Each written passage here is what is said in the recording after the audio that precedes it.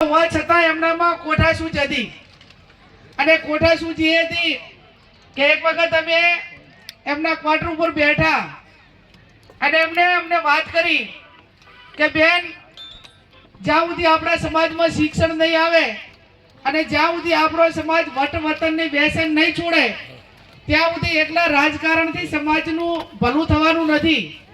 પણ દીકરા ભણેલા હોય, દીકરા અને દીકરીઓ તો નોકરી હોય, ધંધા રોજગાર અર્થે બહારે જાય અને બહારે જાય તો એ દુનિયાની અંદર કેટલી પ્રગતિ થઈ રહી છે એ જાય તો ખબર પડે. આજે આ કિરીટભાઈ બેઠા છે તો એમનો સમાજ એ વિશ્વના મોટા ભાગના કોઈ એવા દેશો ના હોય કે જ્યાં પાટીદાર સમાજ ના હોય. તો એમને વટ છોડ્યું, વતન છોડ્યું ને વ્યસન છોડ્યા. અને ત્યારે અમેરિકાથી કરીને 24 કલાક બધાને મળે એમાંથી 24 કલાકમાંથી પાટીદારનો દીકરો 18 કલાક મજૂરી કરે અને 18 કલાક મજૂરી કરે